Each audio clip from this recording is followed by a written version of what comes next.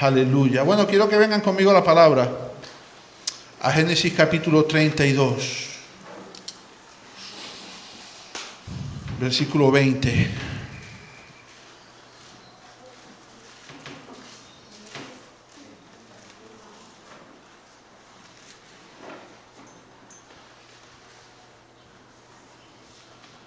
Le pido a Dios que me ayude a predicar esta palabra. Esta es una palabra para valientes. Ayer lo puse en el mensaje. De repente alguien se molestó y no vino porque puse que esto no era para cobarde. ¡Cobarde yo no voy a llamar! ¿Quién es ese pastor para llamarme cobarde? Cobarde, coward. Aleluya. Bueno, la vamos a colgar, ya la escucharán, no pasa nada. Si estén de vacaciones la escucharán también. Mira Génesis capítulo 32, versículo 20, dice la palabra del Señor. Y diréis también, he aquí tu siervo Jacob viene tras nosotros, porque dijo, apaciguaré su ira con el presente que va delante de mí, y después veré su rostro, quizá le seré acepto. Que el Señor me ayude a predicar esta palabra. Que el Señor me ayude a predicar esta palabra. He comenzado leyéndote el versículo con el que voy a terminar. Pero para poder comprender lo que el Señor me ha revelado de este versículo, tenemos que volver un poquito hacia atrás. Tenemos que ir hacia atrás un poco para poder comprender por qué toda esta historia desemboca en este versículo. Yo te invito a que te vengas conmigo a Génesis capítulo 31, versículo 13. Está un poquito antes ahí.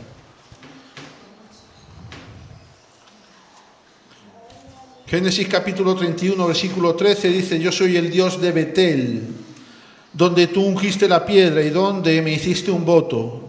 Dice, levántate ahora y sal de esta tierra y vuélvete a la tierra de tu nacimiento. En estos dos versículos que hemos leído, se está hablando de Jacob. Y tenemos que conocer un poco la historia de Jacob para saber por qué Dios le habla, lo que Dios le habla y de qué manera Dios le está hablando. En este versículo 13 del capítulo 31 vemos como Dios le está hablando a Jacob. Y después de más de 20 años que él le roba, entre comillas, la primogenitura a su hermano Esaú, Dios le habla y le dice, mira Jacob, tienes que volver a la tierra de tu nacimiento. ¿No dice eso? Dice, vuélvete a la tierra de tu nacimiento. Cuando Cristo vino a la tierra en forma humana, porque Cristo era 100% Dios, pero también 100% hombre, Él lo hizo para cumplir la misión y el propósito para el cual Él vino. Y esa misión y ese propósito de Cristo fue la salvación de la humanidad por medio de su sacrificio en la cruz y su resurrección. Y es en eso que nosotros tenemos esperanza. Es en eso lo que nosotros hemos creído. Pero en ese nuevo nacimiento que nosotros experimentamos cuando tenemos un encuentro con Jesús, en ese nuevo nacimiento, en ese nacer de nuevo, no solo lo hacemos para disfrutar de los beneficios de la salvación, no solo lo hacemos para experimentar el nacimiento nuevo, ni para participar única y exclusivamente de la vida eterna y de la vida en el Espíritu, sino que mientras hemos sido salvados y hasta que el Señor nos quiera llevar con Él, tenemos un propósito en medio que cumplir. Y ese propósito en medio es un propósito que por un lado es un propósito particular tuyo, porque Dios tiene propósitos particulares para cada cual, pero también Dios tiene un propósito para ti dentro de la congregación. En los designios de Dios no hay llaneros solitarios. No hay gente que no pueda decir, yo no pertenezco a un cuerpo, yo no pertenezco a una congregación, yo me basta con orar y leer la palabra solo en mi casa, yo sé lo que Dios tiene para mí y yo lo voy a hacer. Tú necesitas un cuerpo, yo necesito un cuerpo. Tú y yo somos parte de un cuerpo. Y eso es lo que tenemos que comprender. Al final un cuerpo tiene que ser uno, porque un cuerpo desmembrado no tiene ningún propósito, no tiene vida. Y eso es lo que tenemos que llegar a comprender todos, que cuando tú estás en un cuerpo, tienes que participar de ese propósito de vida que Dios puso en ese cuerpo. Los pies no pueden andar para allá, no pueden andar el pie derecho a la izquierda y el pie izquierdo a la derecha, porque entonces nos trabamos y nos caemos. Pero fíjate que muchas veces nuestro caminar en Cristo está tan desenfocado de los propósitos que Dios tiene para nosotros y que Dios tiene para nuestra congregación, que Dios hace precisamente esto, lo que hizo con Jacob. Le dijo: Jacob, hace más de 20 años que tú saliste de la tierra donde tú naciste, de la tierra donde tú vivías con tu papá Isaac, con tu mamá Rebeca, donde tú vivías con Esaú y donde tú tenías aquella vida que tú vivías. Hace más de 20 años de eso. Pero para que tú alcances tu propósito, yo te tengo que enviar nuevamente a la tierra donde tú naciste. A veces tú y yo, a veces las congregaciones, estamos tan desenfocados, tan distraídos de los propósitos de Dios, que la única manera que Dios tiene de volver a enfocarnos, de volver a meternos en el carril del propósito, es volvernos a mandar, nos manda de vuelta a la tierra de nuestro nacimiento. Nos trae al punto de partida. Por eso Jeremías 6:16 dice: preguntad por las sendas antiguas. Cuando estés distraído, cuando estés desenfocado, párate. Dice: párate y pregunta por las sendas antiguas. Las sendas antiguas son las sendas del nacimiento. Son las sendas donde comenzamos a caminar, porque de repente en el camino nos distrajimos, de repente en el camino nos desenfocamos. Mira, en Abraham, en Isaac y en Jacob había una promesa de pueblo y descendencia de parte de Dios. Esto tú lo sabes. ¿Cuántas veces no ves en el Antiguo Testamento cómo Dios le habla a Abraham, cómo Dios le habla a Isaac, cómo Dios le habla a Jacob? Incluso le dice: mira, en ti tengo una gran descendencia y una tierra prometida para vosotros. En ti tengo una tierra prometida y en ti tengo una herencia, en ti tengo una tierra que va a ser para ti, pero también tengo un pueblo grande que le dice a Abraham: va a ser incontable. ¿No le dice eso Dios? ¿Es así o no? ¿Me está siguiendo? ¿Sí? Le dice: tengo un pueblo para ti. Y llama mucho la atención ver cómo en Abraham, Sarai con 90 y tantos años le promete una descendencia sin tener hijos, y Sara tiene un hijo. A Isaac, con una esposa también estéril, finalmente tiene hijos. Y a Jacob, con la esposa amada que es Raquel, que también es estéril, finalmente tiene el hijo que es José, que va a dar lugar a que se haga un pueblo grande en Egipto y que conquiste la tierra luego con Moisés. Amén. Así que esa es la promesa. Dios le habla a Abraham, Dios le habla a Isaac y Dios le habla a Jacob. Pero resulta que ahora Jacob está desenfocado de este propósito de Dios. Él está absolutamente desenfocado. Si tú te fijas un poco en la vida de Jacob, de hecho el nombre Jacob significa el impostor, porque él le arrebató la primogenitura a su propio hermano. Él era un impostor, él se hacía pasar por primogénito sin ser primogénito. Tú ves cómo él huye, cómo se enreda con Labán, cómo se enamora de Raquel, cómo habla con Labán, el papá de Raquel, y le dice: quiero a tu hija por esposa. Y Labán le dice: está bien, trabaja conmigo 7 años, yo te daré a Raquel por esposa. Cuando se cumplen los 7 años, llega el día de la boda, y cuando Jacob llega al altar y levanta el velo de la novia, ve que debajo no está Raquel, que está Lea. Jacob dice: ¿esto qué es? ¿Me has engañado? Entonces Labán le dice: no, pero es que la costumbre es que yo te dé a esta hija primero. Dice: bueno, pues yo quiero a Raquel. Dice: bueno, pues trabájame otros 7 años. Y entonces ya, cuando se cumplen 14 años, ya levanta el velo de la novia. Afortunadamente ya ve que es Raquel. Es verdad que es Raquel con 34 años. A 14 años atrás tenía 20. Tuvo que esperar un ratico, esa muchacha, para entregarse a ese hombre. Y tuvo que esperar un rato ese hombre para poder gozarse en la intimidad con esa mujer a la que él amaba de verdad. Pero aún así dice la palabra que incluso estuvo otros 7 años más trabajando para Labán. Y si tú te lees los capítulos anteriores al capítulo 31 de Génesis, vas a ver cómo entre Labán y Jacob se establece un juego de mentiras, de engaños, a ver quién se queda con más cabras. No, yo me voy a quedar con más cabras. Hacían sus fraudes entre ellos. Cuando decían que, por ejemplo, las ovejas o las cabras de un color iban a ser para uno y las listadas para otro, pues a las de color no le daban de comer para que no tuvieran descendencia, entonces perjudicar al otro. Estaban enfrentados permanentemente. Así que Jacob, aún más de 20 años después de haber engañado a Esaú, de haber ganado la primogenitura con cierto engaño, seguía viviendo igual.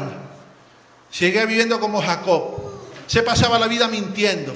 Tú te lees y ves cómo es una vida permanentemente de mentira. Ves cómo es una vida donde permanentemente Jacob está huyendo de las situaciones. Sin embargo, Dios, pese a todo, Jacob formaba parte del propósito que Dios le había hablado a Abraham y a Isaac. De ese propósito de que de ellos harían un gran pueblo y que a ellos se les daría una tierra. Pese a todo, Jacob formaba parte de ese propósito de Dios, y ese propósito se llamaba Israel. De hecho, Jacob dejó de llamarse Jacob, ¿para qué? Para llamarse Israel. Dejó de ser quien era él para convertirse en ser la cabeza de ese pueblo que Dios había prometido hacía mucho tiempo. Amén. Un pueblo poderoso. ¿Quieres que te diga algo de parte de Dios? Dios el Padre quiere levantar un pueblo de CCR de aquí.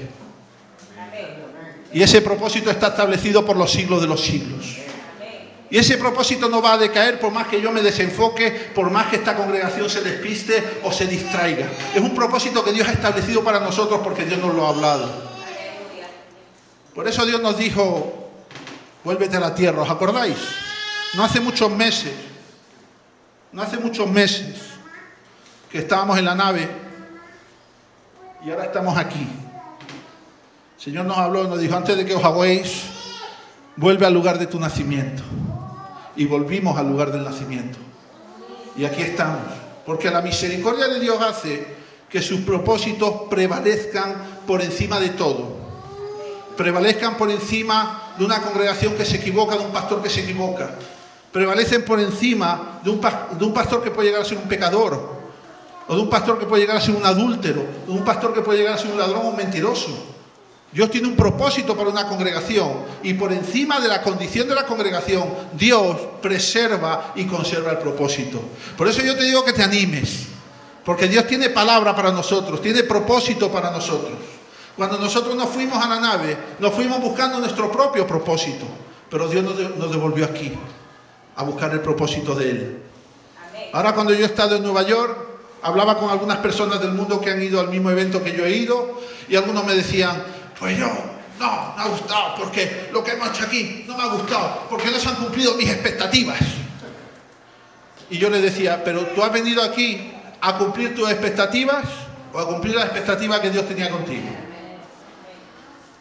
No, es que a mí no me gusta la comida que me han puesto, es que no sé qué, es que hemos madrugado mucho, es que no he dormido, es que me ha ido al baño y no sé qué, y esto, en la casa que he estado viviendo, esta familia, es que no me ha gustado, porque no me han tratado bien, porque esto, porque lo otro.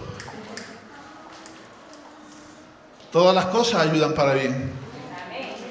Usted va invitado, el Señor permite que usted esté en una casa con una gente, gracias a Dios, que yo he estado en una casa espectacular. De unos dominicanos que me han tratado como un rey, que me han servido, que han hecho todo al alcance de su mano y más para que estuviéramos lo mejor posible. Y le doy gracias a Dios. Pero si me hubiera tocado una casa de petardos, le hubiera dado gracias a Dios igual. Pues yo no puedo ir a un lugar allí como aquel invitado y decir, no, es que mi expectativa era esta. No, yo es que quería que me levantaran como profeta de las naciones y no me ha levantado. No es que yo quería esto, no es que yo quería lo otro. ¿Cuál es la expectativa que tenemos que esperar? ¿Cuál es la expectativa que tenemos que vivir? ¿Usted tiene expectativas de parte de Dios? ¿O es usted a Dios quien le dice lo que tiene que hacer con su vida? Ya tenemos que empezar a aprender estas cosas. Son fundamentos y rudimentos básicos que tenemos que comenzar a aprender. Pero fíjate que teniendo un propósito Dios con Jacob, que era levantar a Israel, un pueblo poderoso, y darle a ese pueblo una tierra. Y teniendo Dios un propósito también con nosotros, con el Centro Cristiano de Reunión, como Dios tiene un propósito con cada lugar y con cada persona, antes de alcanzar ese propósito, Dios quiere poner en orden algunas cosas. Jacob tenía un tremendo problema que estaba viviendo en ese tiempo, es que él seguía mintiendo, él seguía engañando, él seguía siendo un impostor, él seguía huyendo de cada situación, él seguía teniendo ahí conflictos de todo tipo, él no era el hombre que había sido llamado a ser, estaba en proceso de ser el hombre que Dios quería que fuera, pero todavía no lo era, y tenía un problema fundamental, que es que estaba separado de un hermano hacía más de 20 años. Un hermano con el que se tenía que reconciliar y no se había reconciliado, y del que llevaba huyendo más de 20 años. Y al final, si tú miras, si tú te das cuenta, tu vida y mi vida en Cristo no es ni más ni menos que reconciliarnos con el Padre. ¿Sí o no? Antes de alcanzar el propósito definitivo, Dios permite que en nuestra vida ocurran algunas cosas para que se resuelvan algunas cosas que nos lleven al propósito final. Y en el caso de Jacob, había una necesidad de que él se reconciliara con su hermano Esaú. Entonces Dios prepara todas las cosas para que eso se produzca. Fíjate que para que su descendencia no se perdiera, porque por ese entonces Jacob ya estaba casado con Lea, ya estaba casado con Raquel, ya tenía 2 concubinas, ya tenía una buena cantidad de hijos, incluido a José, que al final sería quien desde Egipto formara el pueblo que fue a conquistar la tierra con Moisés. Para que su descendencia no se perdiera y diera lugar al pueblo que luego vendría, Jacob necesitaba reconciliarse con su hermano Esaú. Mira, vente conmigo a Génesis 28. Génesis 28.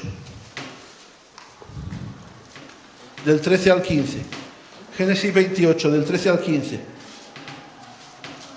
Este es un momento recién el cual Jacob ya había engañado a Esaú. Nos estamos remontando 20, 21 años atrás. Ahora estamos yendo otro poquito para atrás para luego terminar en el final. Y cuando Jacob acaba de engañar a Esaú y está huyendo de él y se está yendo antes de conocer a Labán y conocer a Raquel y conocer a Lea y toda esa vida que vivió luego los siguientes 20 y tantos años, Dios le habla y le dice: y aquí Jehová estaba en lo alto de ella, el cual dijo: yo soy Jehová, el Dios de Abraham, tu padre, y el Dios de Isaac. Y le dice, fíjate, Dios le habla a Jacob y le dice: la tierra en que estás acostado te la daré a ti y a tu descendencia. Le está recordando las promesas que le hizo a Abraham y a Isaac, que son las mismas promesas que a él. Le está diciendo: vas a tener una tierra y vas a tener una descendencia. ¿Qué nos ha hablado el Señor a nosotros? Nos ha dicho: vais a tener una heredad y vais a ser un pueblo. Hoy, aunque tú miras a tu alrededor y parece que somos pocos, ten fe y créele al Señor. El Señor quiere hacer un pueblo de los que somos. El Señor va a levantar un pueblo de los que somos, pero tenemos que hacer las cosas conforme al propósito. Fíjate que le dice el versículo 14, dice, en el versículo 13 le habla de la tierra, y en el 14 le dice: será tu descendencia como el polvo de la tierra. ¿Cómo es el polvo de la tierra? ¿Usted puede contar el polvo? Yo no puedo contar ni un paquete de arroz, como para contar el polvo. Dice: será tu descendencia como el polvo de la tierra, y te extenderás, ¿a dónde? Al occidente, al oriente, al norte y al sur. ¿Y qué dice después? Y todas las familias de la tierra serán benditas en ti y en tu simiente. ¿Qué le está hablando? Le está hablando de ti, le está hablando de tu familia. ¿Sabes qué? Tú eres bendito y tu casa es bendita en la promesa que Dios le hizo a Abraham, Isaac y Jacob. Por eso en mi Biblia esa parte viene en rojo. No sé si la tuya viene en rojo. En la mía viene en rojo. Cuando una parte de la Biblia viene en rojo, se está refiriendo a que es Jesucristo que habla. Se está refiriendo a una parte del Nuevo Testamento, de los Evangelios. Amén. Y entonces, fíjate, nos hemos remontado ahora otro poco más, 20 años atrás. Y Jacob recibe la misma promesa que sus padres. Entonces él comienza y su andadura, conoce a Raquel, conoce a Lea, está en los tratos con su suegro, con Labán ahí, con las cabras para arriba y para abajo, y así él está viviendo. Pero fíjate como aquí en Génesis 28, Dios le reitera la promesa: una herencia, una tierra, una heredad, y una descendencia, un pueblo.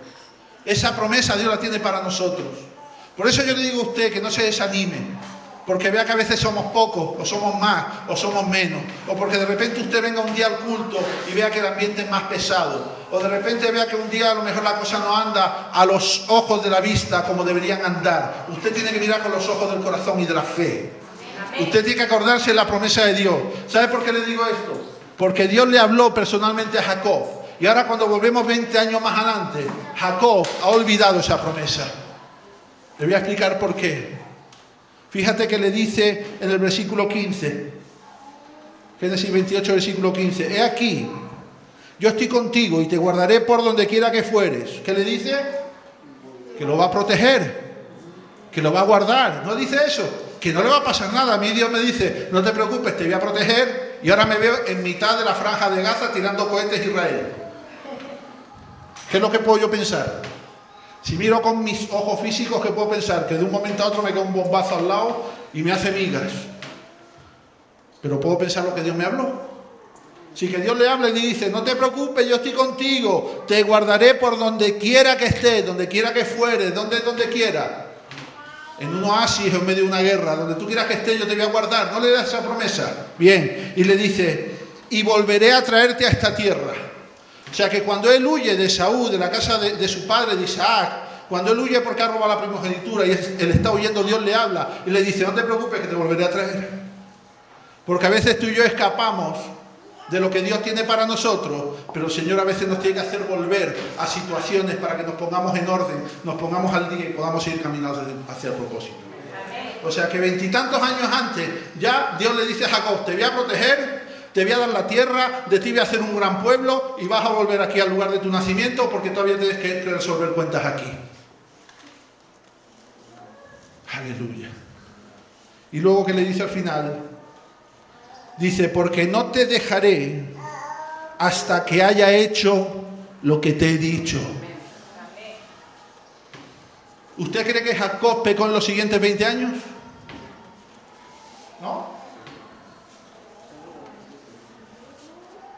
Pecó como un poseso. Estuvo con Lea, estuvo con Raquel, estuvo mintiendo, estuvo engañando, salió huyendo, no se despidió de su suegro. Bueno, eso a veces no es un pecado. Le medio hizo ahí un truco para quedarse con más cabras y más ovejas que su suegro. Lo medio engañó, el suegro cabreado. Ya Dios le habló, le dijo, vete, 20 y tantos años después le dijo, ¿te acuerdas lo que te hablé hace 20 años? Que te haría volver a la tierra. Es el momento que vuelvas a la tierra. De tu nacimiento. Dios ya le profetizó a Jacob que volvería a la tierra. Jacob está huyendo de Saúl, pero la promesa y el propósito se mantienen vivos. Escúchame bien, iglesia. Dios no nos va a dejar hasta que haya hecho lo que nos ha dicho.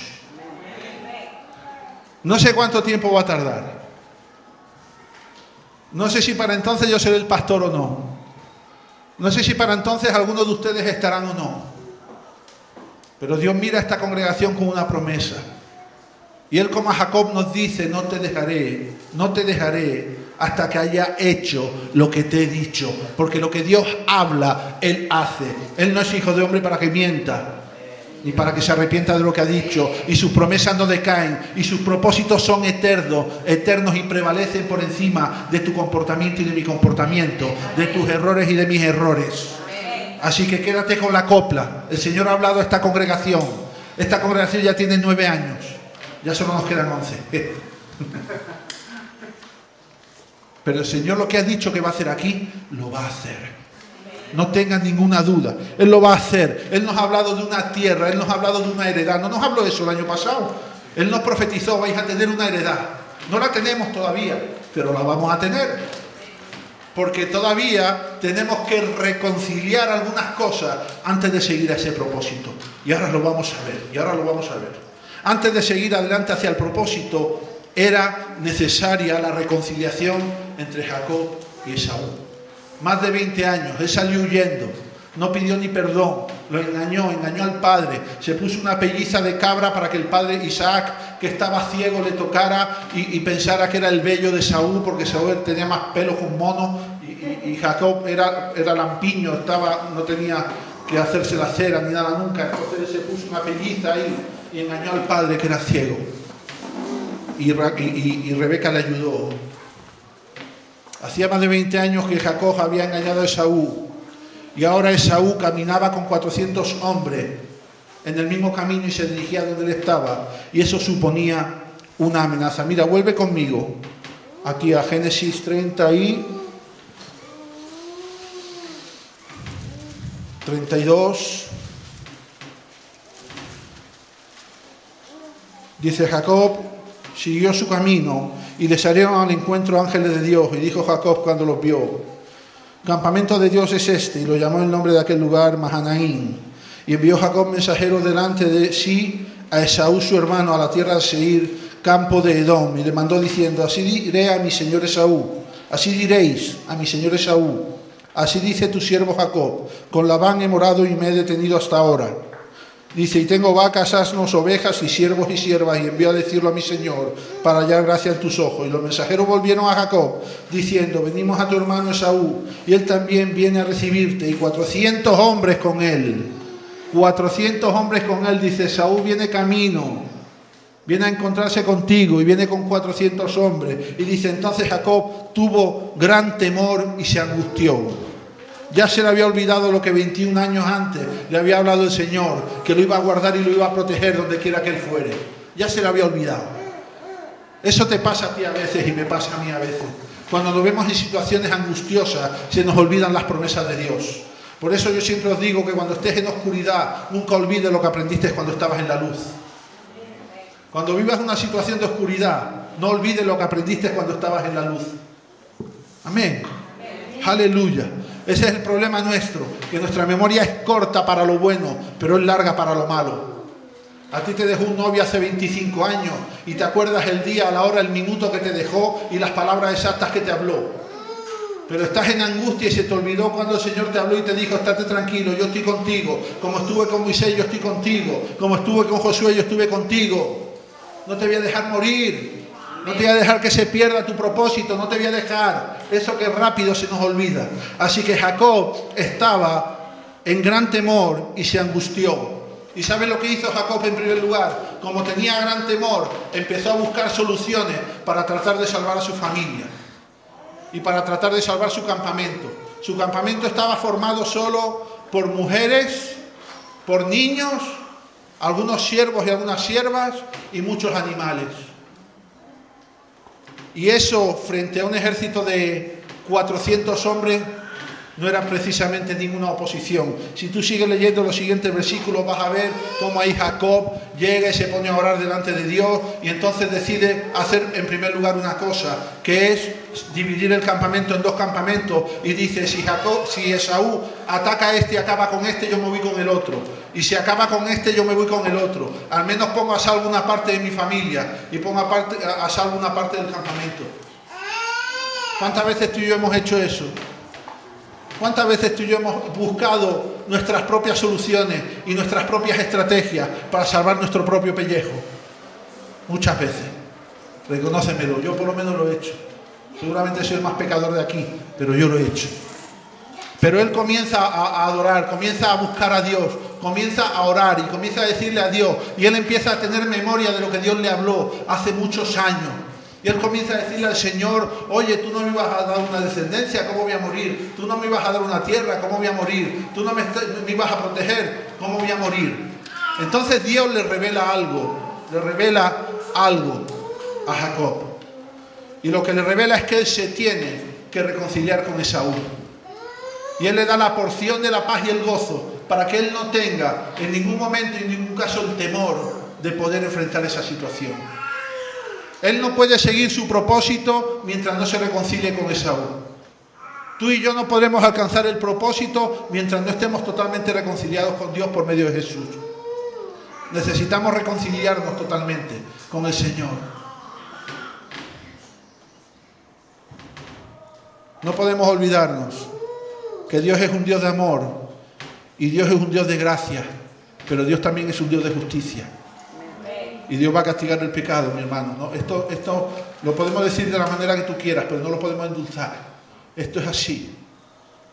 Esta mañana a las 6:30 de la mañana me han llamado por teléfono al móvil, una llamada al móvil. Yo ya cuando he visto el número no me ha gustado, porque son esos números largos que te aparecen, que siempre son de un lugar oficial, un hospital, una comisaría, algo así, ¿no? Y yo he pensado lo primero, digo, algún detenido que ya me ha designado para que lo defienda y le ha dicho que me llame al policía, ¿no? Pero después digo, buenos días, ¿quién es? Dice, mire, le llamamos del hospital. ¿Usted conoce a Fernando Sierra? ¿Sabéis quién es Fernando Sierra? El rubito. Digo, sí. ¿Es usted familia? Digo, no.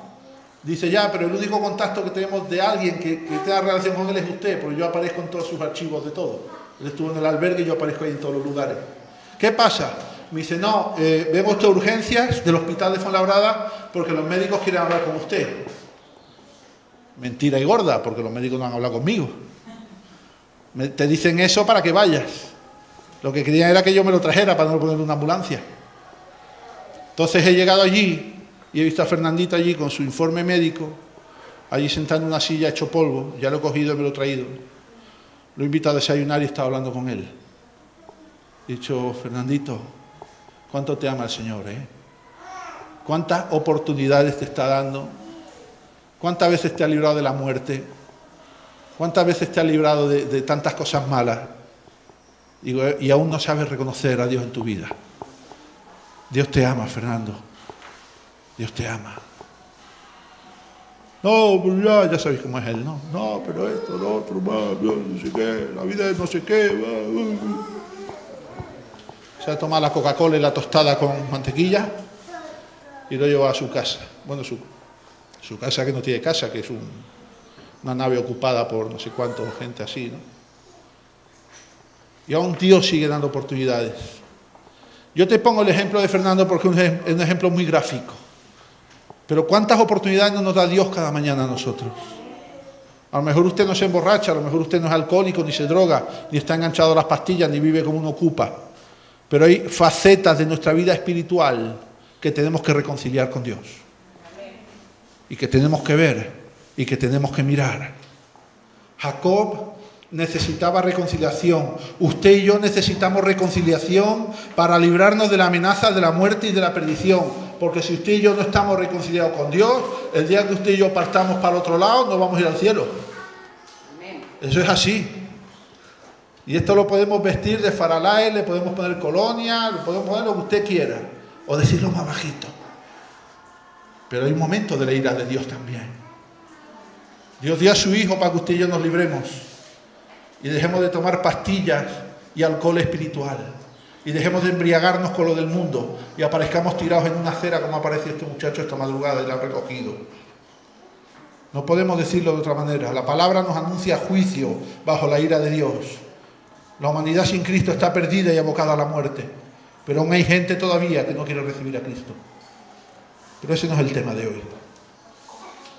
Esaú con 400 hombres armados tenía el potencial suficiente como para arrasar con el campamento indefenso de Jacob, que estaba lleno de mujeres, de niños y de ganado. Jacob no se podía defender frente a 400 hombres. ¿Y sabe lo que le ocasionaba esto? Lo que hemos leído antes. Él tuvo temor. Él tuvo temor. Él tuvo miedo de perder el campamento, de perder su familia y de perder el propósito para el cual Dios lo había llamado. Él tuvo temor. Él tuvo miedo, él tuvo angustia.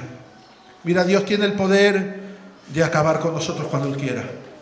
Ahora mismo estamos viviendo en un mundo donde el pecado es superior a Sodoma y Gomorra, miles de veces más por encima. Pero la gracia de Dios es lo que nos está sosteniendo todavía. Todavía tenemos a Jesús diciéndole al Padre, Padre, espera un poco, aguarda un poco, dale otra oportunidad, dale otro día de misericordia a esta humanidad perdida, dale otra oportunidad para que se pueda arrepentir. Mira, dale otra mañana a este hermano que hoy no oró ni leyó la Biblia ni me buscó, dale otro día, otra oportunidad para decir, ¿acaso me busca hoy? Amén. Y eso es lo único que nos está sosteniendo. Estamos cogidos de un hilo. En cuanto llegue el día señalado, y que ya está señalado delante de la fundación del mundo, Cristo vendrá por su iglesia y se acabará la historia. Y ya no habrá más oportunidades. Pero esto no evita nuestra necesidad de reconciliación. El Señor nos está invitando a reconciliarnos. Tenemos que reconciliarnos.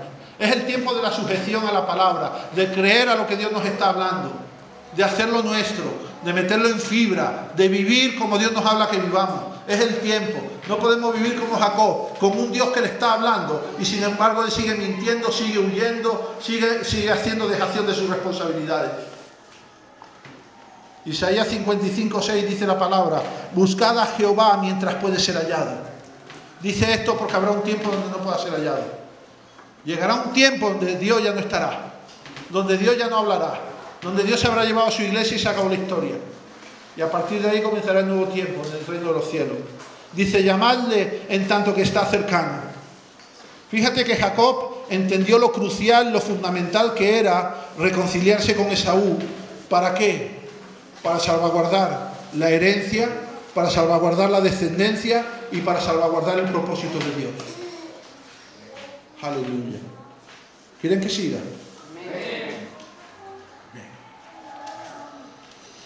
Nunca habría una heredad y un pueblo si antes no había una reconciliación. Nunca.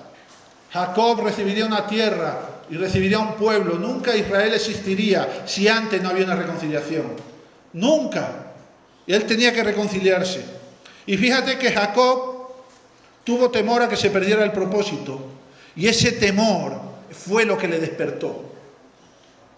¿Sabes por qué hay muchos cristianos dormidos en este tiempo? Porque no tienen temor.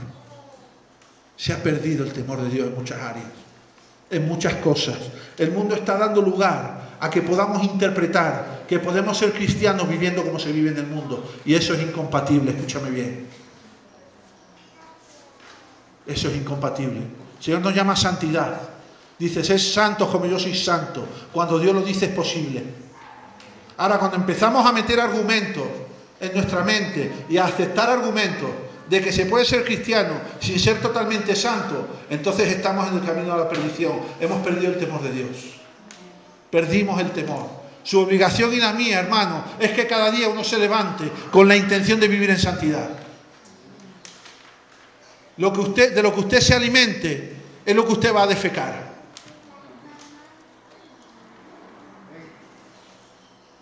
Si usted ve todos los días mujeres y hombres y viceversa, eso es lo que hay en su corazón, perdóneme que se lo diga. ¿O no? ¿Te ha visto ese programa? Yo lo vomité una vez. Lo que usted coma es lo que usted da. Y aquí no hay medias tintas.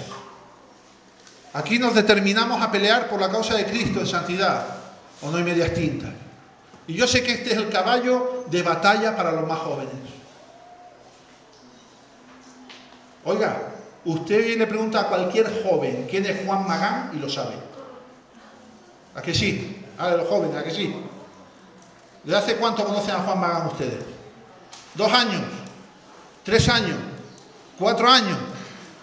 Lo que ellos no saben es que Juan Magán lleva 15 años cantando, no lo conocía ni su madre. Ni su abuela lo conocía, no sabía ni que cantaba ni su abuela.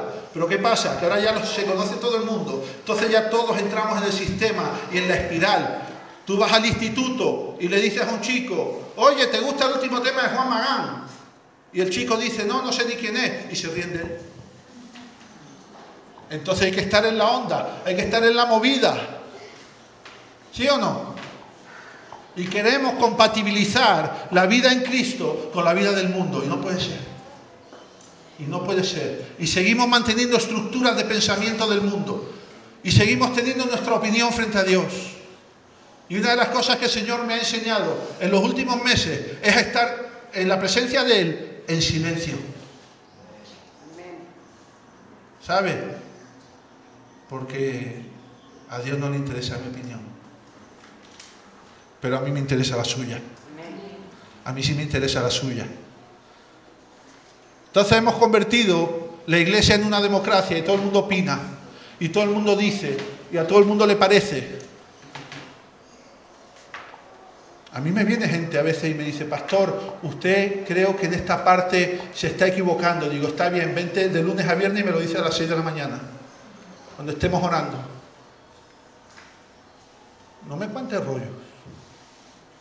No, pastor, es que mire, yo he hecho una lista de las cosas que yo creo que aquí no están funcionando bien.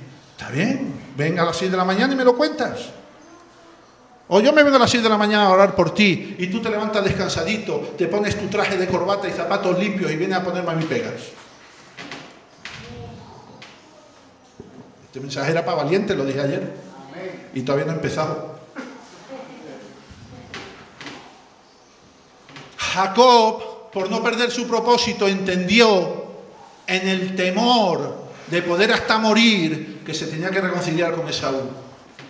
Por eso la palabra dice que el Espíritu viene a convencernos de pecado, de justicia y de juicio. Mire, el Espíritu Santo, antes de que usted conozca a Cristo, no viene con una bandejita de plata a decirle, mire usted, mire qué lindo es Cristo, acepte usted a Cristo porque Jesucristo es muy lindo. Viene a decirle a su Espíritu, ¿sabes qué? Estás más muerto que muerto. Si no te arrepientes, si no confiesas tu pecado, si no recibes a Cristo, estás muerto. Eso es traer convicción de pecado, de justicia y de juicio. ¿Qué es pecado? Pecado. ¿Qué es justicia? La justicia de Dios. ¿Qué es juicio? Que usted y yo nos vamos a sentar en un tribunal cuando partamos de este mundo y ahí veremos si llevamos abogado o no llevamos abogado. Porque ¿quién es el abogado?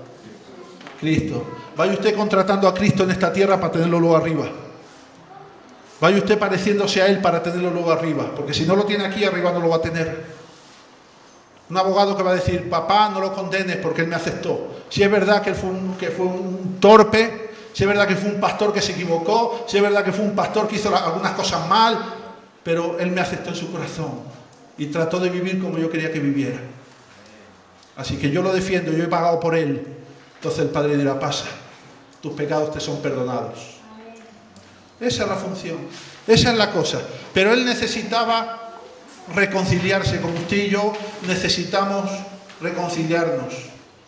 Jacob entendió lo fundamental que era reconciliarse con Esaú para no perder la tierra prometida, para no perder la descendencia y para que el propósito de Dios no se perdiera. Nunca habría una heredad y nunca habría un pueblo si antes no había una reconciliación. Y él tuvo temor. Y esta es la pregunta que yo como congregación te lanzo hoy. ¿Tú tienes temor que esta iglesia se pierda? ¿Tú tienes ese temor? ¿Que un día llegues aquí y esté la puerta cerrada?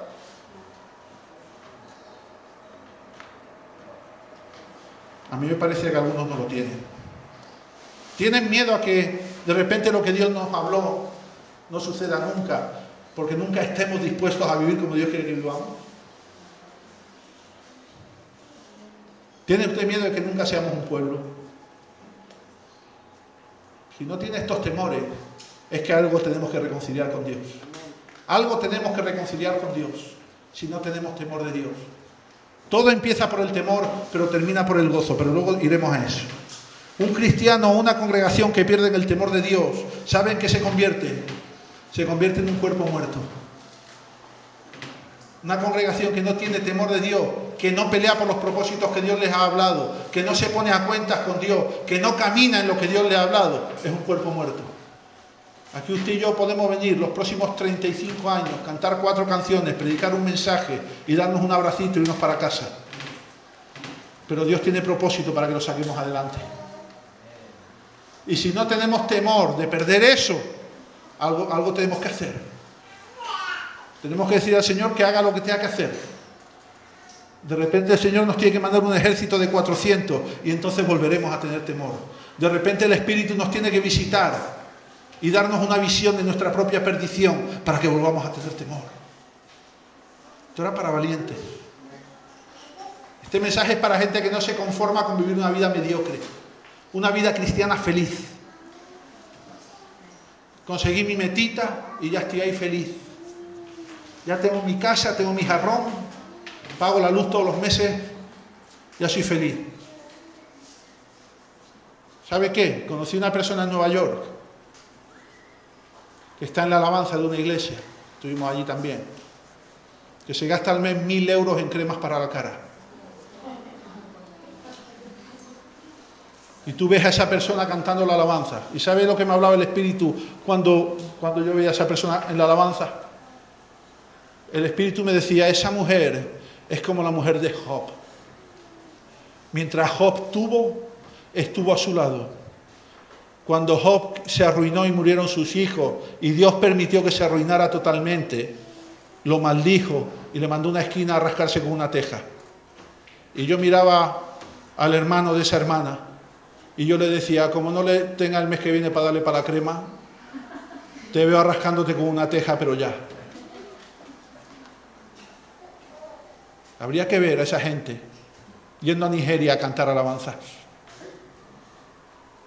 Yo no digo que no te eche una crema, mi hermano, pero 1.000 euros. Échate Nivea, ¿no? De toda la vida. Bueno, Nivea dice que te sale bello luego, pues no pasa nada.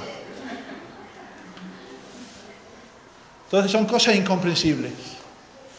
Son cosas incompatibles. Mire, cuando usted dice que es cristiano, pero no vive como cristiano, ese es peor testimonio que ser un ateo.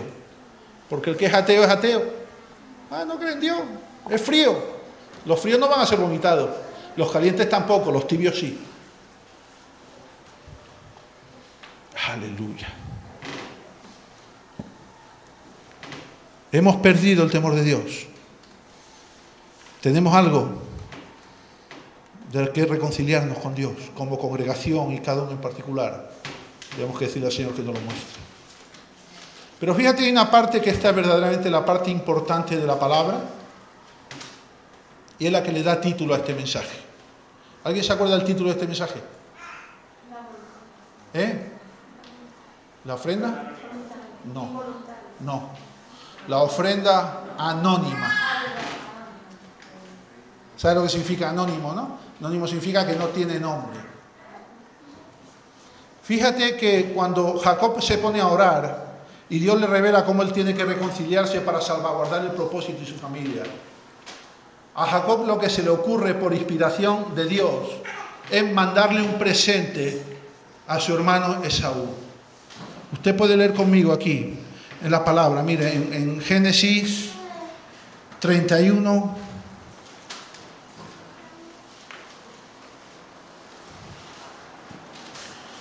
versículo 13.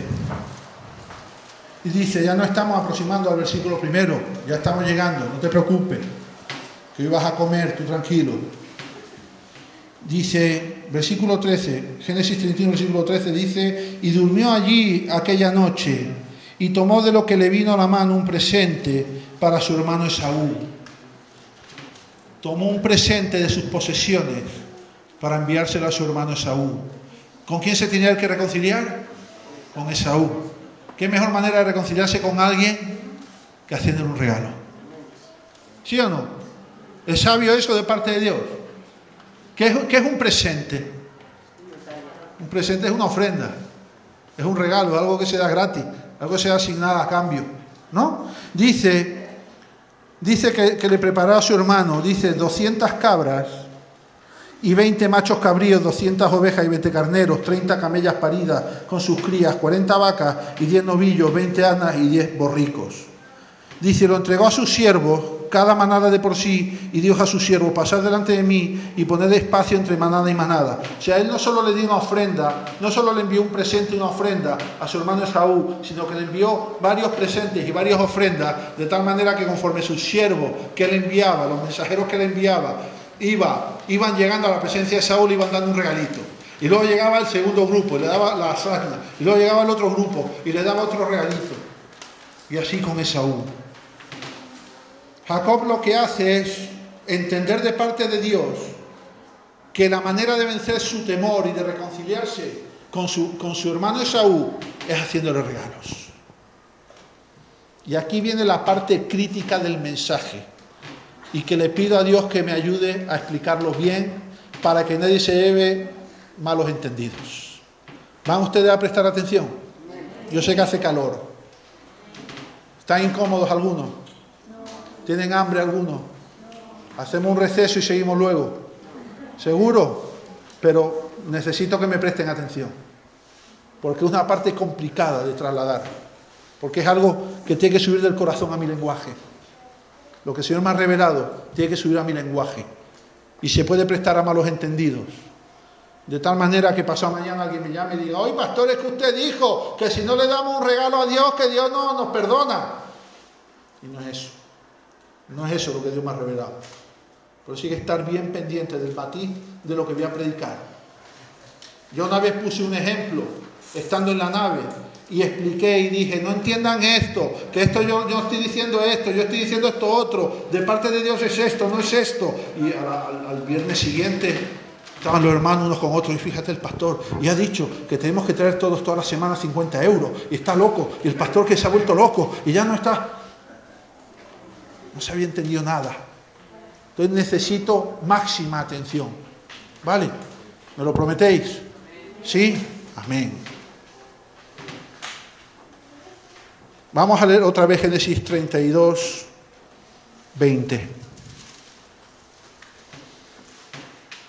Y diréis también, he aquí tu siervo Jacob viene tras nosotros, porque dijo, apaciguaré su ira con el presente que va delante de mí, y después veré su rostro, quizá le seré acepto.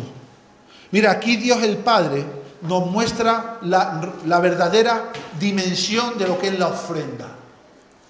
Él nos explica lo que es la verdadera dimensión de la ofrenda, lo que significa para Él, qué es lo que Dios espera o busca o quiere encontrar en ti a través de la ofrenda que tú le traes. Esto es lo que se explica en este versículo. Fíjate que Jacob envía un presente, una ofrenda a su hermano Esaú. En primer lugar, lo que él envía, si tú te fijas, lo que hemos leído antes, es el que le envía. Le envía cabras con sus machos cabríos. ¿Para qué?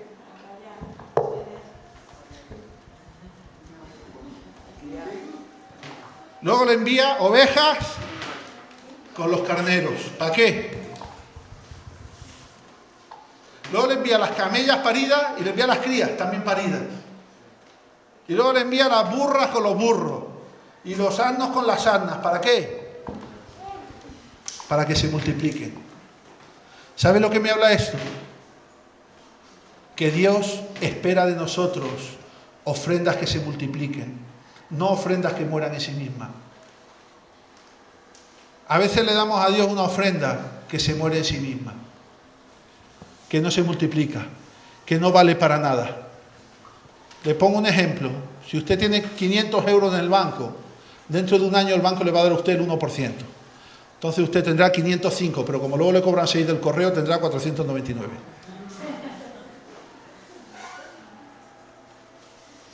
¿Me va a entender bien lo que le estoy explicando, lo que le estoy predicando? Si usted esos 500, en vez de tenerlo en el banco, lo pone usted en el propósito, ¿sabe usted lo que está haciendo? Usted está entregando una ofrenda que se multiplica. Porque el día de mañana esos 500 formarán parte de la multiplicación de la heredad del propósito que Dios tiene para nosotros. Entonces el día de mañana la iglesia tendrá una heredad que se habrá multiplicado en su ofrenda. Ya alguien está diciendo, me está pidiendo el pastor 500 euros. No, no le estoy pidiendo eso, quiero que me entiendan. Estoy explicando la esencia de lo que el Señor me ha revelado aquí. Cuando Jacob le entrega todos estos animales como ofrenda a su hermano, no solo le está entregando esos animales, sino que le está entregando lo que esos animales van a producir en el futuro, que él tampoco va a tener. ¿Me explico? ¿Sí o no? Nosotros tenemos aquí dos maneras de ofrendar. Tenemos el diezmo y la ofrenda, que eso es para el mantenimiento simplemente de esto. Pero luego tenemos la ofrenda de la multiplicación, que es la del propósito. Esa es la que se va a multiplicar. Porque con esa ofrenda, el día de mañana, compraremos algo que será de la congregación, será la heredad que Dios nos prometió. Y de esa heredad saldrá más multiplicación, porque nos dará el respaldo y el lugar para poder generar nuevas cosas para el Señor. ¿Me estoy explicando? Nadie se queda con que he pedido 500 euros. No he pedido 500 euros. Simplemente que el Señor nos enseña hoy que demos ofrendas que se multipliquen. ¿Cuesta trabajo dar ofrenda? ¿Cuesta trabajo diezmar? Sí. ¿Y cuesta trabajo dar algo que luego se le va a multiplicar al otro y no a ti? Pero ese es el propósito. ¿Están ustedes pendientes? ¿Están atentos? Sí. ¿Estamos captando la sutileza del mensaje? Fíjate que Jacob envió mensajeros con la ofrenda. Jacob podía haber ido él personalmente, haberse encontrado con su hermano y haberle dado los presentes, ¿sí o no? Sin embargo, él envió mensajeros. ¿Y qué es lo que me habla la palabra cuando dice que él envió mensajeros? Porque además del presente, él le dice a los mensajeros, decirle a Esaú, a mi hermano, que estos son presentes míos y que yo quiero hallar gracia en sus ojos y que yo quiero reconciliarme con él. ¿Qué es lo que me habla esto? ¿Sabe qué? La ofrenda que usted le trae a Dios habla de usted. Lo repito. La ofrenda que usted le trae a Dios habla de usted. Yo en esta congregación no me suelo fijar mucho. De hecho, el poner allí aquello es para evitar yo ver quién sale, quién no sale, quién pone, quién no pone, y evitar ver. No quiero ver, porque cada uno tiene que hacer lo que tiene que hacer y es su responsabilidad con Dios. Pero yo he visto, bájame un poco la cámara que me voy a bajar. He visto en momentos de ofrenda, no aquí, en otros lugares, donde es el momento de la ofrenda y del diezmo, y hay gente que pasa así, hace.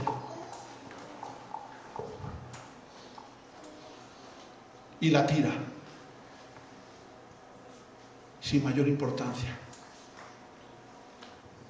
Bájamela.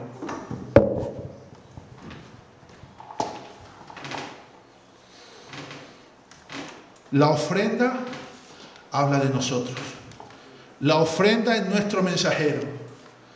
La ofrenda que usted y yo damos le habla a Dios de la intención de nuestro corazón. Porque luego Jacob se encontró con Esaú, pero él le envió con mensajeros. La ofrenda habla de usted y de mí. Habla de su intención y de la mía a la hora de entregarle algo a Dios. ¿Con qué intención le damos las cosas a Dios? La ofrenda lleva el mensaje de quién somos.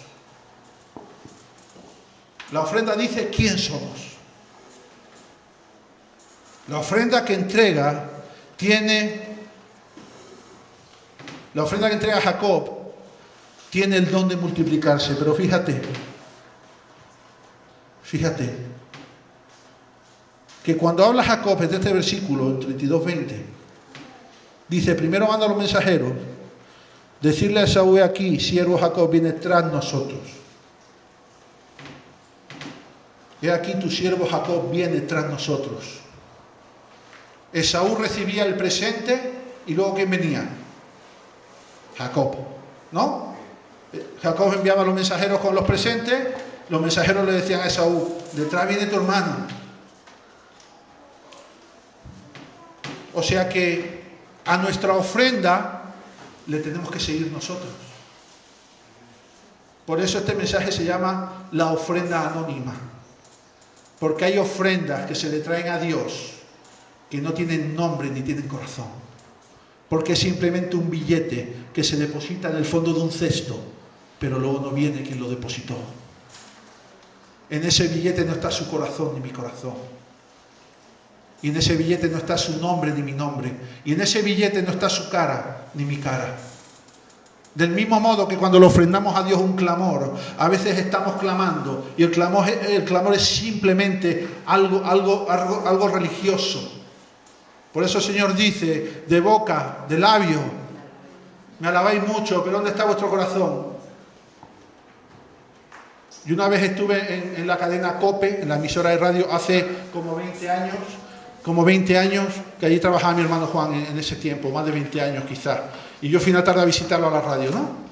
Y resulta que esa tarde, en el programa que hacían en la tarde, habían invitado al trío Los Panchos. Entonces me encontré con Los Panchos en la emisora. Y ellos estaban en el pasillo, y antes de entrar al set donde iban a hacerle la entrevista, que iba a salir en directo por la radio, ellos ya llevaban su guitarrita, pero tú sabes, esta gente cuando va a la entrevista y luego tocan una cancioncita o algo, ¿no? Entonces ellos estaban, el que tocaba la guitarra, tocando la guitarra, y estaban calentando y cantando Si tú me dices ven, lo dejo todo. Bueno, pues recuerdo que hubo un momento que yo estaba con mi hermano me presentó al tío Los Panchos, para mí fue un honor conocer a esa gente, me gusta mucho el bolero, entonces pues yo estaba allí. Entonces hubo un momento que mi hermano Juan y yo hablábamos con los tres, y el de la guitarra seguía tocando la melodía del bolero, pero estábamos hablando de otra cosa. Porque el tipo es tan habilidoso y lo ha tocado tantas veces y es tan monstruo que es de...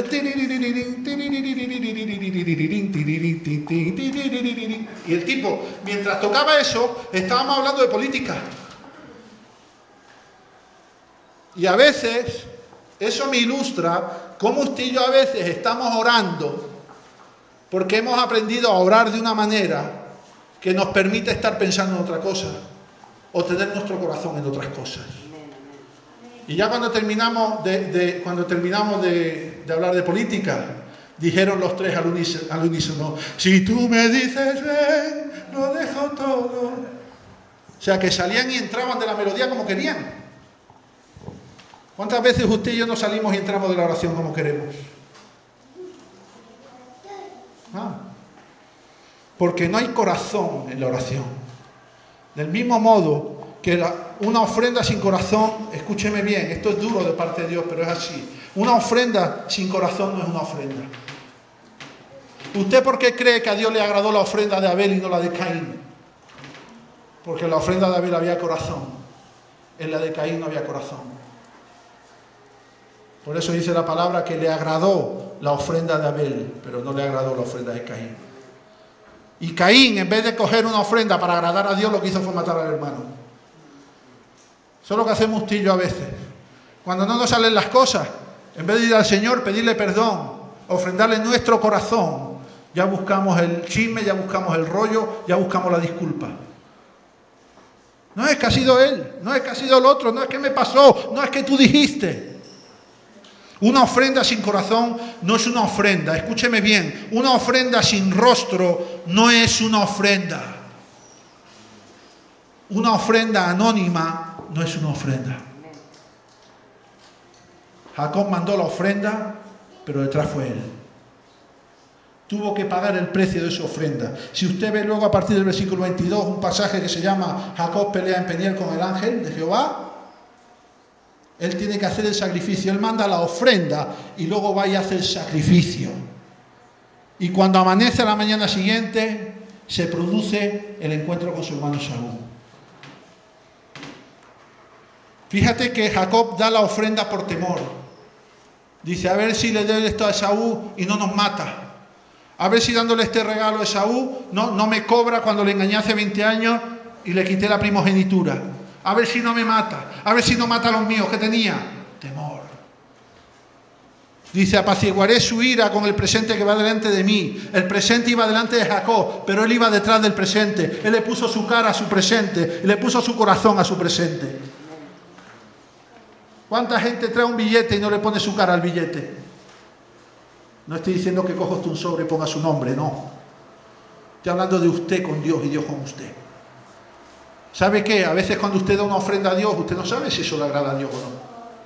Entonces usted tiene que ir detrás y decir, Señor, ¿te agradó mi ofrenda? Apaciguaré su ira con el presente que va delante de mí y después veré su rostro. Dice, quizá le seré acepto. Jacob revela el temor. ¿Usted sabe cuánta ofrenda sin rostro y sin corazón recibe Dios en estos días? ¿Usted sabe cuáles son las mayores ofrendas que recibe Dios? Los lugares que recogen más ofrendas, ¿sabes cuáles son? Las iglesias que prometen que a cambio de la ofrenda usted va a recibir algo.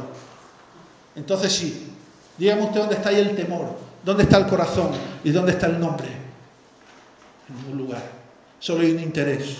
La mayoría de las veces le entregamos una ofrenda a Dios por religión, por costumbre o por tradición, pero no lo hacemos por amor, ni por temor a Dios, ni por convicción. Son ofrendas anónimas. Las ofrendas anónimas, las que no tienen ni rostro ni corazón, son ofrendas sin alma, abandonadas y huérfanas. No tienen padre ni pretenden tener hijos. No pretenden multiplicarse. ¿Sabe qué? Muchos no quieren verle el rostro a Dios. Me atrevería a decir, la gran mayoría de los cristianos no tienen ningún interés en encontrarse con Dios. Porque usted sabe que si usted se encuentra con Dios, si yo me encuentro con Dios, Dios nos va a hablar con toda claridad. Dios nos va a mostrar nuestra realidad. Preferimos ponernos paños calientes sobre nuestra vida cristiana, inventar excusas y justificaciones, en vez de ir delante de Dios y mirarlo cara a cara y decirle, Padre, ¿cómo estoy? ¿Te agradó mi ofrenda? ¿Te acepta mi ofrenda? Yo te sí acepto. Es así como tú quieres que viva. Es de esta manera. Muchos no quieren verle el rostro a Dios, ni que Dios le vea el rostro a ellos. Y entonces eluden el encuentro y prefieren conformarse con el cumplimiento religioso. Yo salgo en el minuto 36 del culto, que es el momento más o menos de la ofrenda, deposito ahí, si este mes doy el diezmo entero lo doy, si no lo doy medio, si no lo doy no lo doy, si doy la ofrenda no la doy, si el Señor me habló de dar algo pero no lo doy porque tengo mis propios temores o tengo mis propios ahorros o tengo mis propios planes, no los doy, pero yo vengo, deposito ahí y yo me siento ahí y no quiero saber nada. Yo he cumplido con la religión, he cumplido con la costumbre y he cumplido con la tradición. Pero son semillas que al final no tienen fruto. ¿Sabes qué? Cuando tú te presentas delante de Dios, después de haber traído tu ofrenda, 100% de los casos tú eres acepto para Dios. Siempre Dios te va a recibir. Dios no mira tu ofrenda por sí misma. A Dios no le impresionan las ofrendas de millones de dólares. Te lo digo de verdad. porque yo lo he visto eso en Estados Unidos. Ofrendas de millones de dólares. Y a Dios eso no le mueve ni un pelo. Si detrás de eso no hay un corazón y una vida entregada, no le mueve ni un pelo. Si detrás de eso no hay un corazón que dice, Señor, lo hago por temor a ti y yo sé que yo dependo de ti, toma, porque es lo que yo he sentido traerte de ofrenda, pues a Dios no le mueve ni un pelo. A Dios no le interesa tu ofrenda. La ofrenda es solo un instrumento para que tú vayas a verle cara a cara. Una ofrenda anónima, sin rostro, sin corazón, no vale para nada. Dios no se agrada con ofrendas solitarias, sin corazón. Fíjate que cuando leemos más adelante, ya estoy terminando, cuando leemos más adelante, a partir del versículo, el capítulo 33 de Génesis, que se titula Reconciliación entre Jacob y Esaú, ya el título nos habla de que tal reconciliación se produjo. Que lo que Dios buscaba, trayendo a Jacob a la tierra de su nacimiento, lo consiguió. Y a partir de ahí Jacob ya pudo caminar en el destino del propósito que Dios tenía para el pueblo. Fíjate que Esaú no puso sus ojos en las ofrendas, sino en su hermano, a quien no veía desde hacía más de 20 años. Dice versículo 8, cuando se encontró Jacob con Esaú, capítulo 33 de Génesis, versículo 8, y Esaú dijo, ¿qué te propones con todos estos grupos que he encontrado? Y Jacob respondió, el hallar gracia en los ojos de mi Señor. Y dijo Esaú, suficiente tengo yo, hermano mío, sea para ti lo que es tuyo. Qué tremenda respuesta de parte de Dios. Todos los temores se disiparon. Jacob estaba gozoso de ver cómo él se había reconciliado con su hermano. Su hermano ni siquiera nunca se le pasó por la cabeza aniquilarlo, ni acabar con él, ni emplear a sus 400 hombres para terminar con el campamento. Él nunca había pensado eso. En la gracia de Dios está no acabar contigo, pero eso no quita tu necesidad de reconciliarte con Él. ¿Me explico? Amén. Dígame alguien amén. Amén. ¿Están entendiendo bien? ¿Están entendiendo algo raro? Alguien está diciendo, el pastor nos está contando algo raro. En realidad lo que quiere es sacarnos la pasta. No, te estoy explicando lo que Dios me ha revelado, que es la verdadera ofrenda. ¿Sabe qué? La ofrenda comienza con el temor, pero termina con el gozo. Termina con el gozo. Mire qué bueno es que para Dios lo importante eres tú y no tu ofrenda. Pero qué importante es también que tu ofrenda sea el medio para que Dios conozca tu corazón. Pues si tú no traes ofrenda, Dios no puede conocer tu corazón. Lo único que conoce es que tú no trajiste nada. Y eso se podrá interpretar de muchas maneras. Habrá quien no traiga nada porque no tiene, habrá quien no traiga nada porque es un egoísta, habrá quien no traiga nada porque es un lo que sea. Pero si tú no traes ofrenda, la ofrenda es el medio, porque tú vas detrás de la ofrenda, entonces ahí es donde Dios ve tu corazón. Si tu ofrenda es solitaria y anónima, no habla nada de ti. Lo único que Dios dirá, pues aquí hay un billete de 100 euros. ¿De quién será? Oye, aquí $1 millón, ¿de quién será? Dios sabe de quién es. Pero Dios quiere saber con qué corazón esa persona llevó esa ofrenda. Cuando tú traes una ofrenda a la iglesia, bendices a la iglesia, pero Dios te bendice a ti. Tú bendices a la iglesia con tu ofrenda, pero Dios te bendice a ti. Fíjate que, como le dice, Esaú le dice, no necesito tus regalos. Mi gozo es haberme reconciliado contigo. Eso es lo que te dice Dios esta mañana. Mi gozo es haberme reconciliado contigo. Quiero que te enteres de algo, por si quizá nunca te lo dije. Dios no necesita tus ofrendas. Dios es el dueño del oro y de la plata y de todas las cosas. Él lo ha creado todo. Dios tiene suficiente en sí mismo. Dios se basta a sí mismo. Dios no necesita nada. Tu ofrenda bendice a la iglesia y apoya el propósito. Pero es el instrumento mediante el cual Dios te bendice a ti. Porque si tú vienes detrás de tu ofrenda, Él va a conocer tu corazón. Él va a estar reconciliado contigo. Fíjate qué tremendo es como cuando Esaú le dice esto a Jacob. Jacob le insiste, le dice, no. Yo quiero que te lo quede. Jacob le hubiera sido muy sencillo decir, que no quiere mis ovejas y mis carneros y mis machos cabríos, que no quieren nada de eso, que no quieren mis camellas paridas. Está bien, dámelo, devuélvemelo. Pero ¿cuál es la respuesta de Jacob?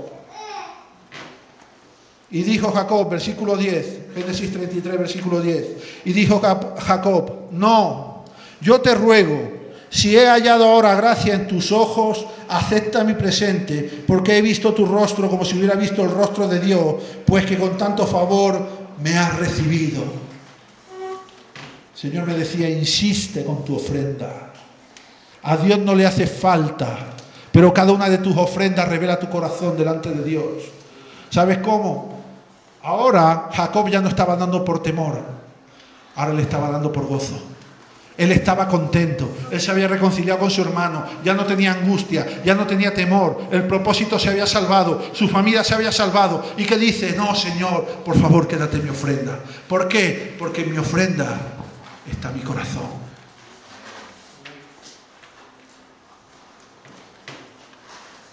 Génesis 33, 12.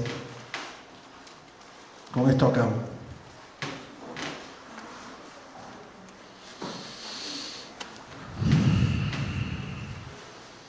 Y Esaú dijo, anda, vamos, y yo iré delante de ti. Qué tremendo. Cuando Dios nos dice, yo voy delante de ti. En todo lo que tú hagas, yo voy delante de ti. En el camino que tú caminas, yo voy delante de ti. En lo que tú emprendas, yo voy delante de ti. Yo te voy a guardar, yo te voy a proteger, yo te voy a abrir camino, yo voy delante de ti. No sé si he sido capaz. No estoy seguro de haber podido transmitir con mis palabras lo que el Señor me reveló en el Espíritu. Pero una cosa te digo, no traigas ofrendas anónimas. No traigas ofrendas estériles. No traigas ofrendas sin corazón. No traigas ofrendas sin nombre y sin rostro. Cuando traigas una ofrenda, que Dios vea tu rostro. Cierra tus ojos.